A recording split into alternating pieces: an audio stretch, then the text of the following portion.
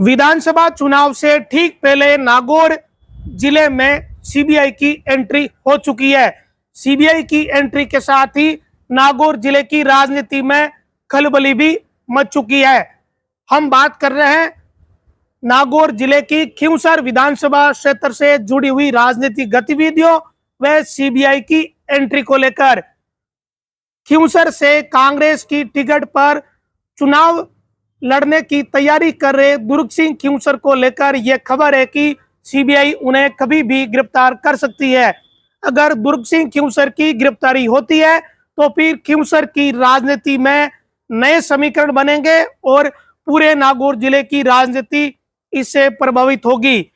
दुर्ग सिंह खींवसर के घर, उनके ठिकानों पर पिछले 10-15 दिनों में कई बार सीबीआई पहुंच चुकी है। केवल दुर्ग सिंह खींवसर ही नहीं बल्कि आनंदपाल एनकाउंटर के बाद सांवराद में जो प्रदर्शन हुआ था उसमें जो 115 नंबर मुकदमा दर्ज हुआ, उस मुकदमे में जो राजपूत नेताओं के नाम शामिल है उनमें कईयों के घर पर सीबीआई दरवाजा खटखटा चुकी है। सीबीआई की विधानसभा चुनाव से ठीक पहले हुई एंट्री ने नागौर ही नहीं बल्कि प्रदेश के कई क्षेत्रों की राजनीति में हलचल पैदा कर दी है। विशेषकर खींवसर की राजनीति इससे काफी प्रभावित होती हुई भी नजर आ रही है, क्योंकि कांग्रेस से दुर्ग सिंह खींवसर टिकट लेने की कोशिश कर रहे हैं और वो खींवसर से तैयारी भी कर रहे हैं। उन्होंने एक साइकिल यात्रा भी निकाली। इस बीच कुछ दिन पहले सीबीआई ने अचानक उनके घर के दरवाजे खटखटा दिए। इसके बाद बड़ा हड़कंप एक तरीके से मच गया।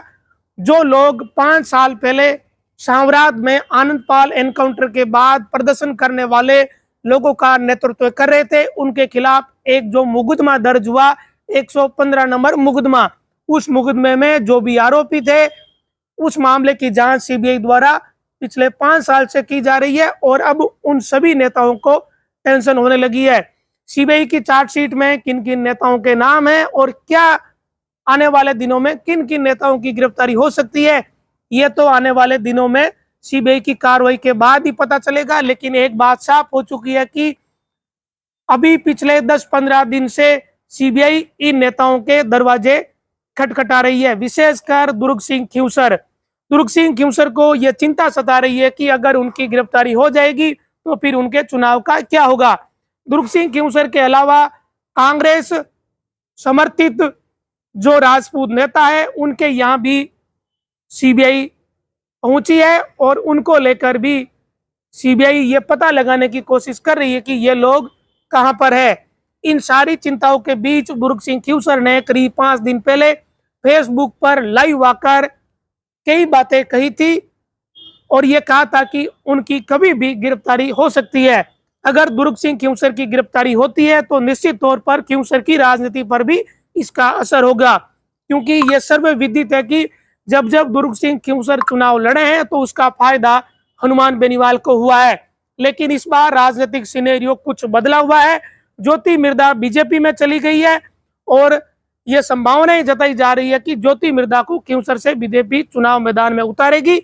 और इन सारी चीजों के बीच दुर्ग सिंह खींवसर की गिरफ्तारी की आशंका भी अब बढ़ गई है। सीबीआई ने उनके घर के दरवाजे खटखटा दिए हैं। उनके बेटे, उनकी पत्नी से ये जानकारी लेनी चाहिए कि दुर्ग सिंह खींवसर कहां पर है। और पिछले कई दिनों से दुर्ग सिंह खींवसर किसी भी सामाजिक कार्यक्रम में भाग नहीं ले रहे। करीब 25 सितंबर के बाद दुर्ग सिंह खींवसर के बेटे ही सामाजिक कार्यक्रमों में दिख रहे हैं। वो ही खींवसर विधानसभा क्षेत्र में दुर्ग सिंह खींवसर की जगह पर घूम रहे हैं।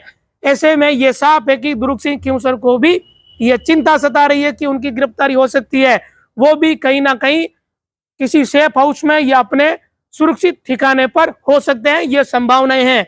अब सीबीआई क्या करेगी, आने वाले दिनों में क्या होगा, ये सारे जब अपडेट आएंगे तो आपके साथ साझा करेंगे। लेकिन खींवसर की राजनीति में अगर भूचाल सा एक तरीके से आ गया है, खींवसर ही नहीं नागौर जिले की राजनीति भी इससे प्रभावित होगी। अगर कई राजपूत नेता जो सीबीआई की रडार पर है उनकी गिरफ्तारी होती है तो निश्चित तौर पर नागौर, खींवसर सहित प्रदेश की जो कई सीटें हैं यहाँ कुछ और हलचलें भी होगी। इस पूरे प्रकरण को लेकर जो 115 नंबर मुकदमा है, हम आपके साथ और जानकारियां भी साझा करेंगे।